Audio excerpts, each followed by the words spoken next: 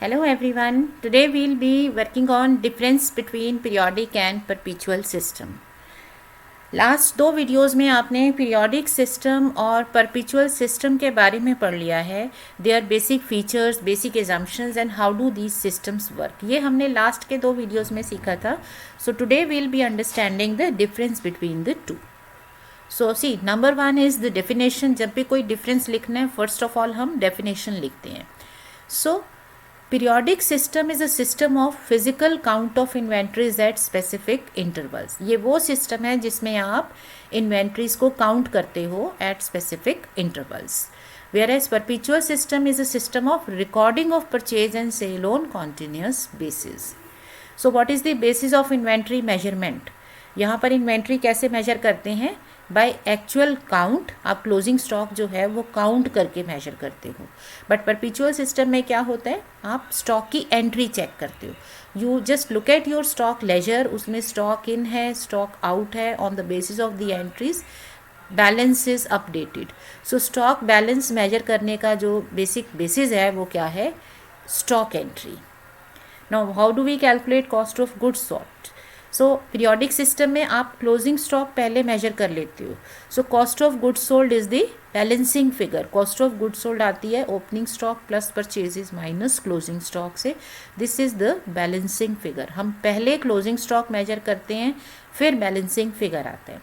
Where as under record system हम stock out को stock out column में, जो भी आपके गुड्स सोल्ड हैं उनको स्टॉक आउट कॉलम में लिख रहे हो. So when you total up this column आपको कॉस्ट ऑफ गुड्स सोल्ड मिल जाते हैं. So by adding stock issues in stock ledger you get cost of goods sold. So यहाँ in perpetual system this is your first thing that you record and your closing balance is the second, that is the balancing figure. Now inventory control, is it possible to control inventories under periodic system?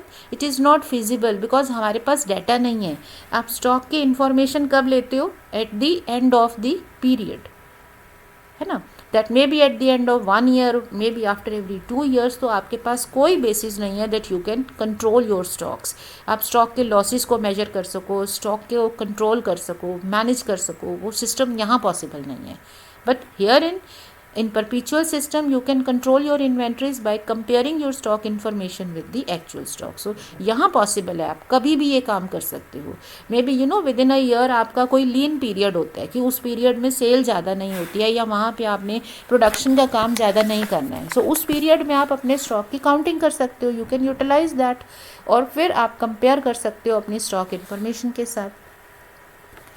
So in periodic system stock information is available on regular intervals. तो आपके पास कोई stock account नहीं है, आप and में जाके closing stock को major करते हो. सो ये इंटरवल के बाद ही, एक टाइम के बाद ही अवेलेबल होगी information. But under perpetual system information is available on continuous basis. Now periodic system is more accurate because जो आप क्लोजिंग स्टॉक लिख रहे हो it is actually there in the stores. You know that it is there because you have counted it, right? So periodic system is more accurate, perpetual system is less accurate because we do not know that if we have a stock balance of 100 units then it is actually there. maybe इसमें से कुछ theft में चला गया है, कुछ loss हो गया है, we have no idea. Now what is the cost involved? Next point of difference. Periodic system is simple and less expensive. Usually इसमें क्या होता है कि जब आप स्टॉक काउंटिंग करते हो आप अपने नॉर्मल बिजनेस को बंद करके, ठीक है, आप अपने ही जो वर्कर्स हैं उनको एम्प्लॉय कर देते हो कि आप जाके स्टॉक की काउंटिंग करो. सो कोई कॉस्ट इन्वॉल्व नहीं है. But perpetual system is more costly because आपको स्टॉक लेजर बनाने हैं. You need to keep one person employed या ज़्यादा भी करने पड़ सकते हैं depending upon the stocks that you have. So आपका ये कॉस्टली हो जाएगा. कोई एक person, 2 person will always be on the payroll. So दिखने में ये कॉस्टली है परपेचुअल सिस्टम क्योंकि यहाँ पे आपको लोगों को कॉन्टिन्यूसली एम्प्लॉय करके रखना है स्टॉक लेजर के लिए. पीरियोडिक लेस कॉस्टली है. बट रियलिटी में क्या होता है, it has indirect cost involve. ठीक है, इनडायरेक्ट कॉस्ट क्या है? When you shut your business for some days you lose your business, you lose your customers. जो कस्टमर एक बार चला गया कि अरे इनकी शॉप बंद है, मैं कहीं और से ले लेता हूँ, तो हो सकता है वो नेक्स्ट टाइम भी कहीं और चला जाए, आपके पास वापस नहीं आने वाला है. So you have a loss of business. okay, loss of customers. So that is the cost involved here, and that is too much. Now determination of stock losses, technically दोनों सिस्टम्स में हम पता नहीं कर सकते हैं.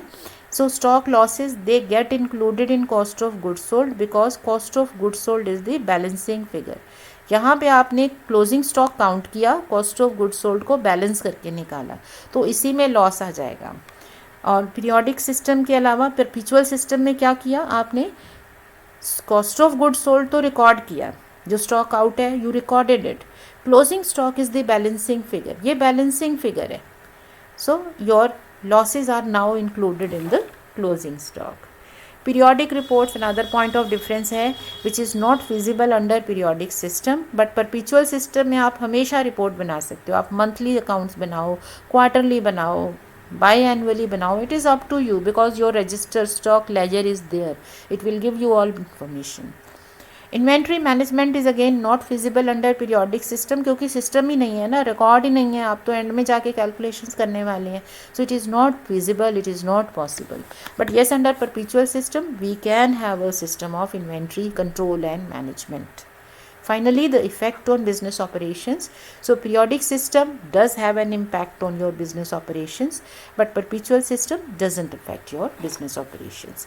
So I hope the difference of the two is clear to you. So now, which method is suitable? So you see, none of the systems are complete on their own because in both the systems जो सबसे major चीज़ है वो है stock losses और stock management. That is not possible. ना तो आपको losses पता चलते हैं, ना आप स्टॉक को मैनेज कर सकते हो. ठीक है. So none of the systems are complete. So each system is having its own merits and demerits. So for the proper working of any business, preparation of periodic reports and for controlling of stock losses, it is advisable. क्या advice है? That you should follow perpetual system because it will give you periodic reports, information for periodic reports. It will lead to proper working because आपके business जो hours हैं वो affect नहीं होंगे.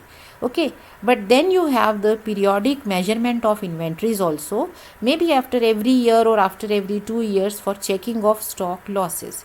See, stock may we have both the issues equally important when you come across problems relating to stocks. Stock losses का पता होना ज़रूरी है to check the losses and control them. You need to have proper inventory management system कि हम inventories को कब order place करें, कब हमारे पास आएंगी, कितना स्टॉक हमेशा होना चाहिए. So these issues are important here. But for management purposes quarterly reports और periodic reports are also important. So in order to serve both the purposes we need to follow both the systems. तो होता क्या है, अगर आप किसी भी बड़े बिजनेस की बात करेंगे तो वो they follow periodic system as well as perpetual system.